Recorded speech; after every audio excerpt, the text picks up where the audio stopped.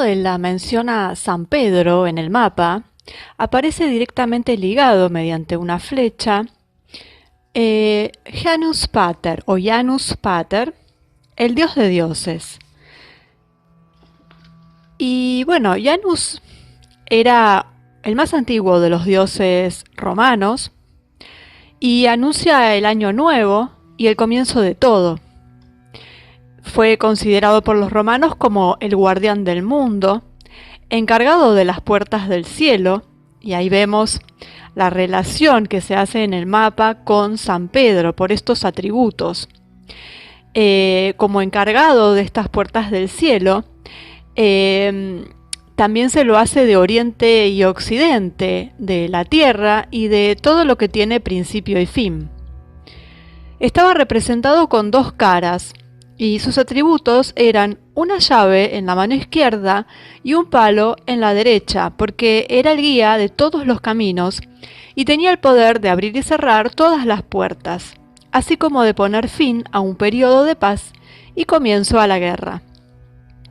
Entonces, ahí tenemos donde este atributo de las llaves y además haber sido el encargado de las puertas del cielo, nos remite a San Pedro, o más bien San Pedro nos remite a Janus Pater. Por eso está en el mapa puesto directamente relacionado uno con el otro. Bueno, de Janus Pater comienza el año que transcurre y transcurre de una forma, según lo cuenta Ovidio, una forma silenciosa, sin que los mortales se den cuenta. El primer mes, Januarius, que todavía tiene, digamos, su relación con lo que es gennaio en italiano, si bien para nosotros enero no pareciera tener mucha similitud, sin embargo surge de Janus. Bueno, entonces este primer mes era sagrado y era el de Janus Pater, justamente.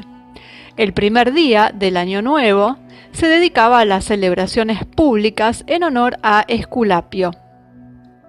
También Janus Pater era el dios del pasaje y de la transición, no del nacimiento, porque lo presidiría Juno a esto, y es patrón de los comienzos en un sentido más abstracto que el acto de cruzar una frontera. Es un estado de ser. Se asocia con la mañana. Lo llamaban padre matutino, por ejemplo, matutine pater. Horacio lo nombraba y decía: padre matutino, abres mis poemas. Y curiosamente se le atribuye el epíteto de dios de los dulces y de las fiestas, ya que era costumbre ofrecerle todo tipo de dulces, y había uno en especial llamado exactamente Ianual, justamente en su honor, preparado con motivo de las calendas de enero o de el mes de Janus, que se le dedicaban y del que Ovidio incluso da la receta. Bueno, entonces se encuentran muchos epítetos, ¿no? Que aluden a su función de umbral, de puerta. Por ejemplo, dicen: entonces mi nombre es Janus, pero cuando el sacerdote me ofrece un bizcocho de cebada mezclado con una pizca de sal, sonreirías al escuchar que me invoca con tono sacrificial llamándome Clucio. Bueno, ahí hace referencia a esto de los dulces, ¿no? Era un dios al que le gustaban los dulces, evidentemente. Lo que nos hace pensar siempre esta historia de los dioses con estos atributos humanos y en donde hasta les preparaban comida, ¿no? Así que bueno, y toda esta historia de que vivían en los templos. Y bueno, es cuestión de atar cabos también quienes creemos en algunas teorías. Y bueno, ahí cierra un poquito. Después tenemos la opción de pensar que es toda una metáfora, que también podría ser. Pero bueno, llama la atención, ¿no? Esto de los gustos culinarios y de que les lleven comida. Ovidio también nos habla de Janus Pater y toda esta historia de la comida. Y entonces nos dice: 4 veces el pastor habrá encerrado a los regordetes cabritos, 4 veces los prados habrán resplandecido de nuevo rocío, y habrá que venerar a Janus, y con él la suave concordia y la salvación de Roma y el altar de la paz. Bueno, el templo de Janus era de mármol blanco con adornos de bronce dorado y túnicas blancas para los fieles que entraban a rezar, permitiendo que la ceremonia se desarrollara de forma ritualmente propicia, con palabras y pensamientos auspiciosos.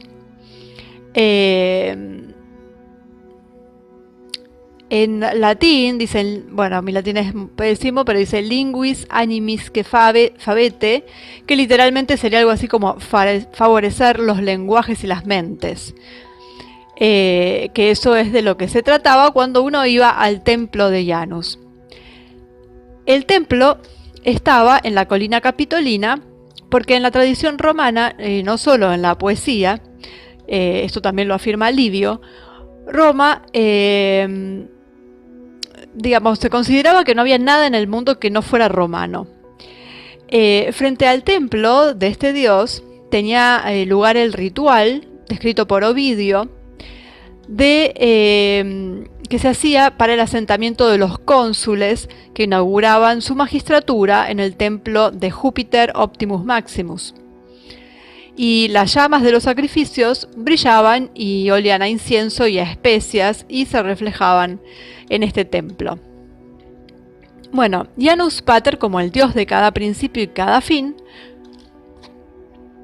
por lo tanto se identifica, según Ovidio, con el vacío original del cual se originó el mundo. Digamos que como conocimiento para esa época es algo a lo que se llegó en la modernidad mucho tiempo después, luego de un lapso de tiempo bastante oscuro en ese sentido, no en otros, pero que en ese sentido de conocimientos científicos y demás se llegó a la misma conclusión, ¿no? Que había un vacío original del cual se originó el mundo. Bueno, ya lo decía Ovidio eso. Y bueno, él nos cuenta que quien se manifiesta al poeta no se encuentra en ningún dios griego, o sea, no, es algo que era plenamente romano, y en ese sentido lo que le llaman bifrontismo, que es por esto de que tenía 2 caras, literalmente la estatua tenía una cara mirando para cada lado, y es una característica precisa e inconfundible: el caos o condición primordial, memoria de los orígenes en los que aún no se fundó el mundo.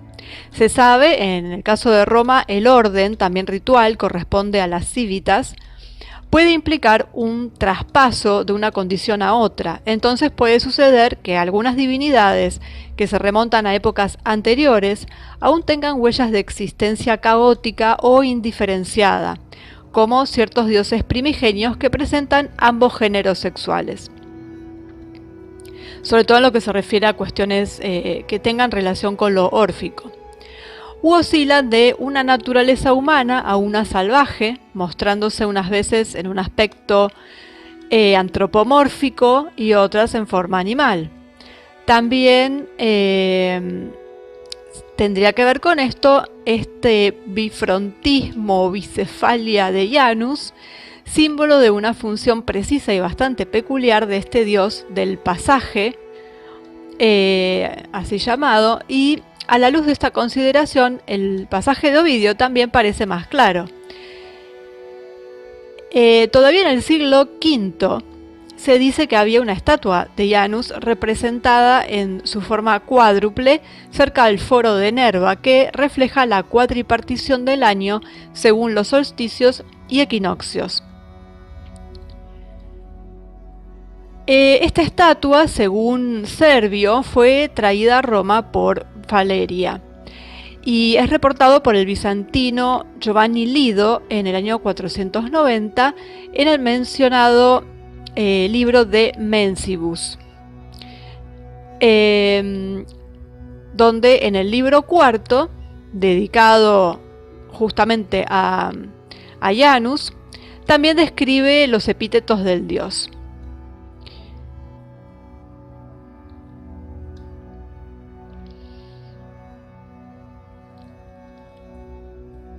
Bien, y ahí es donde nos dice, en este libro, dice, se le llama Janus Concivius, por el consejo o el senado, Janus Senelus y Civilius, que pertenece a las fiestas. De ahí la palabra romana civus, chivus, que hoy en día es chivo, que es comida. Patricius o local, que quiere decir, sí, autóctono. Clusivius, que se refiere a los viajes. Iunonius, Quirinus, que es campeón y luchador. Patulcius y Clusius, que es como de una puerta. Y Curiatius, santo patrón de los nobles. Esos eran todos los epítetos que tenía Janus. Los epítetos Senulus y Civilius son sorprendentes y no se encuentran en ninguna otra fuente, solamente en este libro, y podrían estar conectados a una función agrícola implicada en la compleja figura divina de Janus. Patricius significa pater, de ahí el vínculo con la patria, reingresando al grupo de dioses autóctonos, digamos, de patri indigetes, a los que los romanos reconocieron un estatus específico. Pero Janus también se llama Aenarius, por ser el padre de Aeón, que ya los griegos llamaban al año Enos. Algunos creen que Janus es Aeón mismo. Por esta razón los antiguos celebraban una fiesta el quinto día del mes de lo que sería enero, y también se le llama Saturno o Cronos, según por esta cuestión de mirar en todas las direcciones, tanto al este como al oeste. Y acá vemos ya que empieza a aparecer el culto a Saturno, que ya lo hemos mencionado, en el culto a Mitra. Y vamos a ver cómo tiene relación, esto que mencionaba al principio, que hay cierta conexión por esto de las puertas y de las llaves y demás entre Janus y San Pedro, pero también tiene que ver con el culto a Saturno. También hay una relación con eso. Como así también la tiene con el Sol Invictus, con Mitra tiene también relación con el Sol Invictus, y Janus también, o sea que todo cierra en esto que yo mencionaba en otro video, en donde cada ítem de esta pequeña parte del mapa conforma un gran ítem, porque en un punto todos tienen características similares y hacen relación a algo que podría decirse como que los engloba, y que tiene bastante que ver con esto de Saturno, y como vamos a ver, con las Saturnalias también. Así que todavía nos quedan unos videos por delante para poder dar cierre a este gran ítem. Bueno, entonces estábamos hablando de Aion, aquel dios griego que muchos ven representado en Janus. Y también puede entenderse como un nombre común en el sentido de tiempo, de eternidad. Pero la hipótesis de que el nombre de Janus o Januarius para lo que sería el mes de enero deriva de alguna forma de Aeón, pero esta hipótesis no es la más convincente. Hay otras hipótesis, que es la etimología de Eo, que es la primera persona del verbo irse, traducido, ¿no? Refiriéndose a que representa esto que decíamos, un pasaje, un cruce.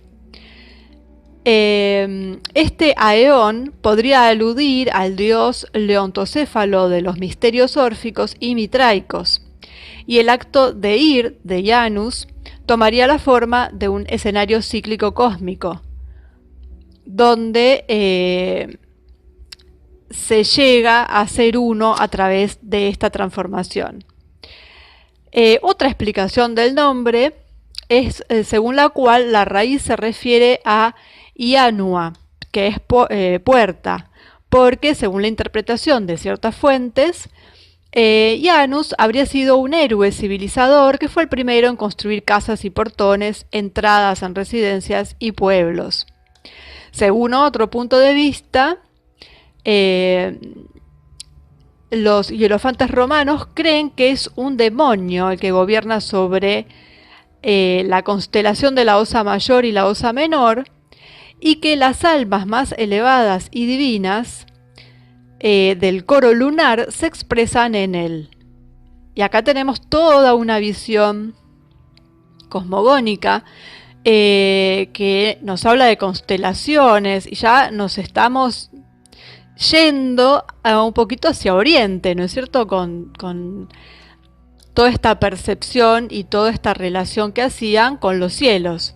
O sea que parece más algo relacionado con las civilizaciones más antiguas que con lo que normalmente estamos acostumbrados a escuchar de las romanas. El término griego daemon designaba originalmente todo tipo de divinidades, y solo con Platón asume el significado más específico de entidad intermediaria entre dioses y hombres. Janus es una de las divinidades centrales del politeísmo romano, y entre ellas se encuentra el culto público, digamos, y a un dios que es el menos griego de todo el panteón. Porque si bien está esta relación con Aeón, son teorías que hay al respecto, pero no hay exactamente con quién contrastarlo, mientras que los demás dioses que todos conocemos del panteón romano tienen su exacta correlación en el panteón griego. Y este es el único en donde hay dudas, donde no se encuentra muy bien cuál podría ser, por eso se le dice el menos griego. Y bueno, cuando se hace el culto, se caracteriza por rasgos completamente específicos. En el sistema de calendario no solo ocupa la primera posición con respecto al inicio del año solar, sino que su culto es continuo, ya que se invoca en la apertura de todos los sacrificios, así como cada primer día de las calendas. Así que vemos cómo realmente estaba muy presente en la vida de los romanos, en la vida religiosa, digamos, de los romanos.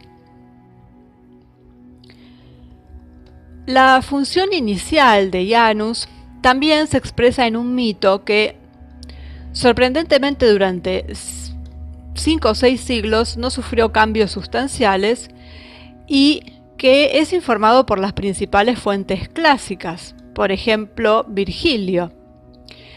Es uno de los mitos sobre el origen de la época romana, o más bien la ciudad de Roma, entendida como la base del orden cósmico, tomado prestado un término griego, que es bastante abusado, digamos, y habla de los primeros 4 reyes latinos míticos que fueron en sucesión Janus, Saturno, Pico y Fauno, y después de él el rey latino epónimo. Los 4 reyes llevarían a la población de una condición semisalvaje a la civilización, mediante la fundación de ciudades y cultos religiosos, la introducción de técnicas agrícolas, la legislación, etc. Hasta ahora no hay contradicción con lo que sabemos sobre Janus y sus funciones iniciales, ni con su interpretación como héroe civilizador. Lo que interesa al análisis histórico-religioso es más bien la yuxtaposición de estas 4 figuras divinas muy diferentes. Durante el reinado de Saturno, o de Janus Saturno, habría llegado por mar en el exilio, expulsado de su panteón por la victoria de Zeus y de los olímpicos, y en Lacio había encontrado una acogida por parte de Janus, instalándose este último en el monte Ianiculum. el otro en el monte Saturnio. Incluso se decía que Janus había venido del este por mar, de Tesalia, para ser precisos, pero esto no significa que su culto hubiera sido importado de aquella zona. Por tanto, dos reyes, dos cabezas de panteón, dos deidades solemnes vinculadas a la esfera de la ciudad. Luego, sin embargo, continúa la sucesión genealógica con Fauno, hijo de Saturno, y Pico, el primer dios muy popular del bosque, del segundo cuyo nombre hace referencia a un origen que tiene que ver con animales, en este caso el pájaro carpintero. Por otro lado, no hay rastros que certifiquen su presencia, una fiesta, un templo, en fin, no hay documentos que revelen un culto hacia Pico. Sin embargo, estos dos últimos están vinculados a la esfera oracular. Es más, por ejemplo, se dice líbranos de las ataduras cuando se hace referencia, se le está pidiendo, digamos, a Fauno. También dicen, Júpiter vendrá aquí guiado por nuestro buen arte, la oscura Estigia será mi testigo de la promesa. Esto lo cuenta Ovidio. Lo que hicieron libres de ataduras, qué fórmulas pronunciaron, con qué arte sacaron a Júpiter de los asientos celestes, le está prohibido al hombre saberlo. Esto es lo que dice Ovidio. Entonces, bueno, acá tenemos estos 4 reyes míticos de los que, como siempre decimos lo mismo, que cuando nacen las grandes ciudades, los grandes imperios, empieza esta búsqueda de a ver cómo se puede legitimar de una forma mucho más importante y divina, y que no sea algo tan humano y tan natural como el comienzo de una civilización, si bien siempre hubo alguna mano que viene de algún lado y ayuda, ¿no es cierto? Pero bueno, acá tenemos estos 4 reyes, a los que incluye Janus, y a quien volvemos a tener, luego de Janus, a Saturno. Por eso es tan importante este culto a Saturno, que lo vemos en tantos otros cultos con otros nombres, pero donde siempre está subyacente. Y que lo vemos al día de hoy, lo hemos visto no hace mucho, cuando se rindió un homenaje a las víctimas de lo que está pasando en Madrid, por ejemplo. Entonces vemos que ahí sigue la cuestión de Saturno, y que no es de lo mejor. Pero bueno, por eso siempre se hace hincapié en el famoso culto a Saturno y cómo lo vamos viendo. Solamente hay que saber reconocerlo, ¿no? Y estar atentos, porque siempre está ahí. Bueno, estos míticos fundadores, que fueron fundadores de cultos, de leyes, es decir, de la vida civil, lo que une a estos 4 reyes sería, cada uno en su orden, desempeñar una función civilizadora, haber permitido el paso desde ese periodo arcaico, caótico, cuya memoria se pierde, y el mito que lo actualiza. Entonces tenemos justamente este paso, que es lo que representa Janus, que fue el primero, y ahí es donde se abren las puertas, que es lo que él representa también, y empieza este periodo donde se empieza a desarrollar la civilización que lleva a lo que fue después el Imperio Romano. Esa fue la manera de explicarlo que tuvieron ellos.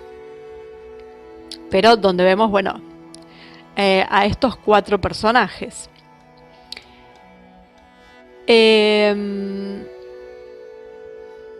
Las famosas, uno no puede dejar de pensar en las famosas puertas del cielo,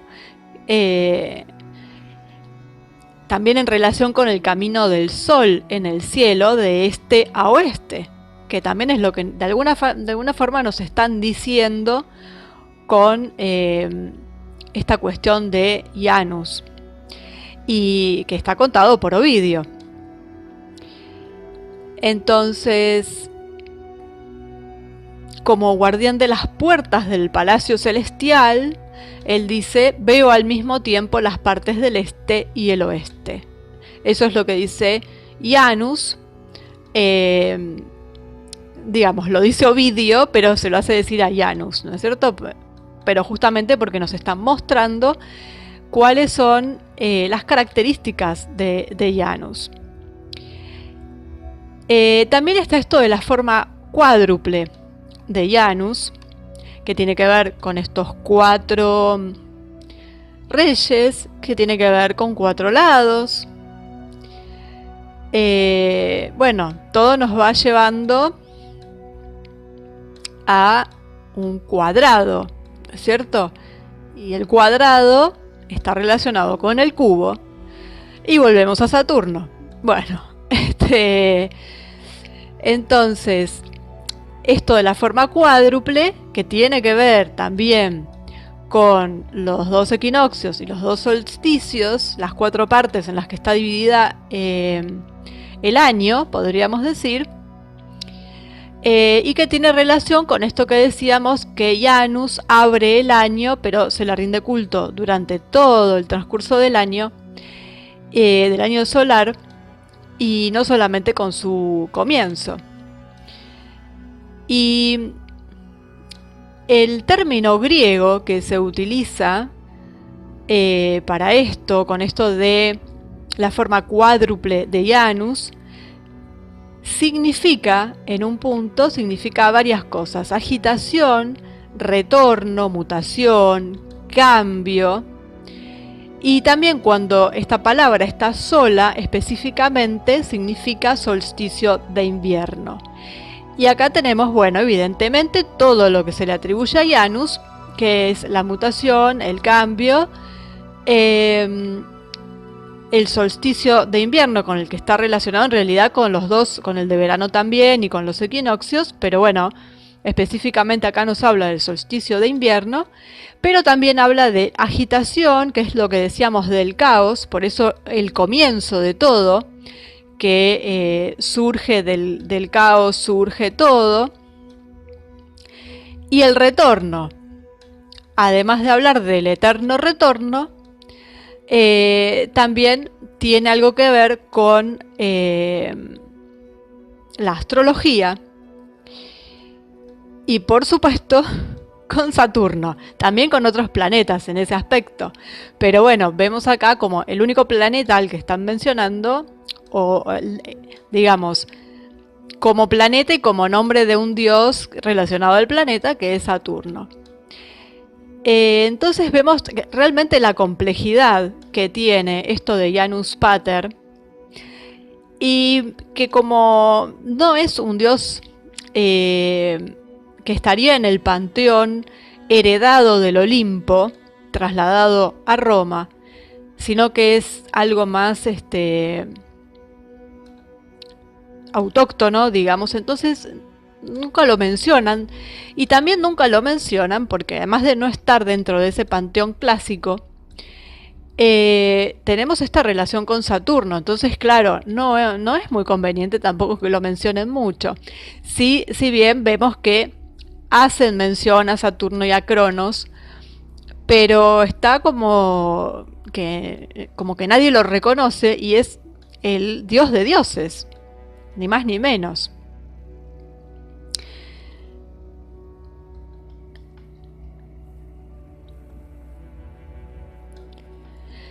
Así que bueno, lo dejamos a Janus Pater para seguir con el próximo dentro de este gran ítem, que es Saturno, ni más ni menos que Saturno, para después pasar a Saturnalias y luego el simbolismo del cubo, que está todo relacionado y todo tiene que ver con todo.